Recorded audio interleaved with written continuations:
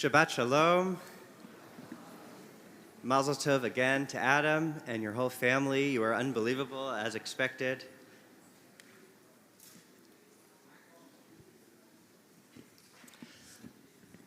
Why does God choose Abraham?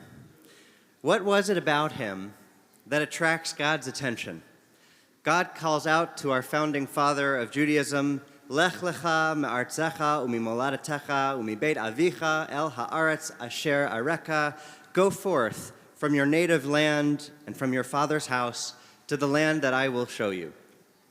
We don't get Abraham's backstory, so the Midrash, creative rabbinic commentary, fills in the gaps. There's the famous story of Abraham smashing his father's idols and placing the axe in a statue's hand.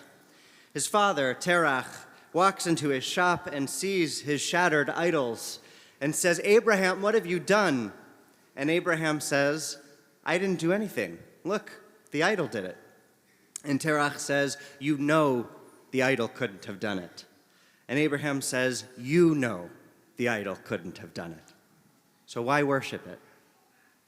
But there's another midrash that offers a different reason God chooses Abraham, and it's not as well known.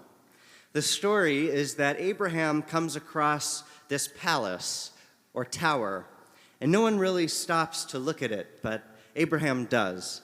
And he sees what the text calls a birah doleket, which either means an illuminated palace or a palace on fire. Those are very different translations, and the text isn't clear which one it means. The word doleket, like lahadlik ner shel Shabbat, means to light a candle. So is it wondrously illuminated, and that's what catches Abraham's eye? Or is it on fire? All we know is that he sees it and asks, is it possible that a palace like this has no one in charge of it? At that moment, God appears to Abraham and says, "I'm the owner of the palace." We can ask ourselves, why does God choose Abraham? But first, let's ask ourselves, why does Abraham choose God? It's not just that statues don't cut it, though that's part of it. It's that the world is too wondrously illuminated, too beaming with potential, too awe-inspiringly beautiful for there not to be a creator behind it all. This pathway to God is what Rabbi Abraham Joshua Heschel calls radical amazement, a transcendent experience, being overwhelmed by this glorious gift of life and the natural world around us, which points ineffably to its divine source. But read the other way, the Midrash offers another opposite pathway to God, one we wouldn't expect, not through awe, but through horror. Abraham sees a palace on fire and asks, isn't there someone at home? Isn't there a God, an owner of the palace who cares to put it out? This weekend marks the 86th anniversary of Kristallnacht, a night of burning buildings and shattered glass. And what should feel so distant, that anti-Semitism that fueled it, is so tragically near, at home, abroad in Amsterdam, where Jewish fans of Maccabi Tel Aviv soccer team were brutally attacked and injured yesterday in a gruesome and vile display of contemporary anti-Semitism. During the Shoah, the Holocaust, many lost their faith in God. Confronted with their world on fire, many asked, isn't there an owner of the palace who cares enough to put it out? But unlike with Abraham in the Midrash, they feel God didn't answer them. They feel God never revealed God's self and said, I am the owner of the palace, but was instead silent or absent altogether. And that response is so heart-wrenchingly understandable. But Rabbi Kalonymus Kalman Shapira, the Piazetzner Rebbe, a great Hasidic rabbi from Poland who was murdered by the Nazis, sent to the gas chambers of Treblinka, remarkably finds God in the flames. He could have written about a God who was absent in the face of evil, and no one would have blamed him. He could have written about a punitive God, exacting punishment on God's chosen people. Some did. But instead, he writes about a loving God who suffers when we suffer, who is pained by our pain, who calls out to us from the midst of the fire. The Piaseczner takes us to the burning bush, where God literally calls out to Moses from out of the midst of the fire. Vayomer Moshe, Moshe. And God said, Moses, Moses. Rabbi Shapira says this verse of Torah is unlike other verses where God calls out to individuals. When Abraham lifts his knife to sacrifice Isaac, an angel calls out, Vayomer Avraham, Avraham.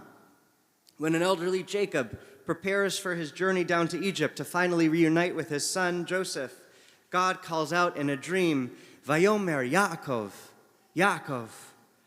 And when God first appears to the prophet Samuel as a young boy, God says, Shmuel, Shmuel. They all seem the same, but Rabbi Shapira notes that if you look closely, there's a pasek, a puzzle trope marker in every one of those verses. So we read Avraham, pause, Avraham, Yaakov, pause, Yaakov, and Shmuel, pause, Shmuel. But when God calls out to Moses from the burning bush, there is no pasek. There's no pause. It's Moshe, Moshe. The reason, he argues, is that God is crying out with extreme urgency, like someone struggling under the weight of a heavy load. I have marked well the plight of my people in Egypt, and have heeded their outcry because of their taskmasters. Yes, I am mindful of their sufferings. As if to say, but I can't do it alone. I need a partner. Moses, Moses, return to Egypt. Tell Pharaoh to let my people go.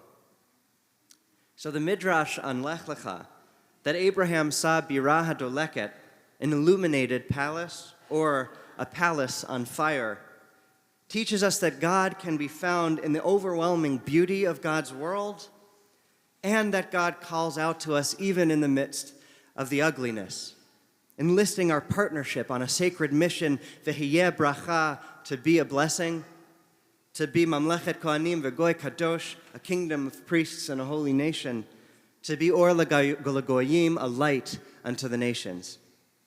How we celebrate good things and how we mourn bad things can both be pathways to God. Adam, you've become a Jewish adult in an extremely polarized America. All of us in this sanctuary are entering your bar mitzvah overjoyed to celebrate such an incredible young man. As Rabbi Hal mentioned, you are such a blessing to this community and to the world. And while everyone uniformly feels the joy that you inspire in all of us, we are emerging from a historic presidential election this week with reactions that are anything but uniform. Some of us are celebrating the results and feeling hopeful about what this means for the direction our country is headed, feeling relieved that the fears we carried into the election will not be realized. And some of us are lamenting the results, feeling despair over what this means for the direction our country's headed, feeling brokenhearted and scared that the fears we carried with us into the election will be realized. We are in a Birah HaDoleket moment. Some of us reading into this moment the promise of shining brightly, the promise of illumination, and some of us reading into this moment the promise of fire. We all have a decision to make right now. Which is what this palace right here, our sacred community of B'nai Yeshurun, will be like. Because political discourse in this country has become a Tower of Babel. In a recent article, social psychologist Jonathan Haidt writes, "The story of Babel is the best metaphor I have found for what happened to America in the 2010s and for the fractured country we now inhabit. Something went terribly wrong very suddenly. We are disoriented, unable to speak the same language or recognize the same truth. We are cut off from one another and from the past. It's been clear for quite a while now that red America and blue America are becoming like two different countries claiming the same territory, with two different versions of the Constitution, economics, and American history. But Babel is not a story about tribalism. It's a story about the fragmentation of everything.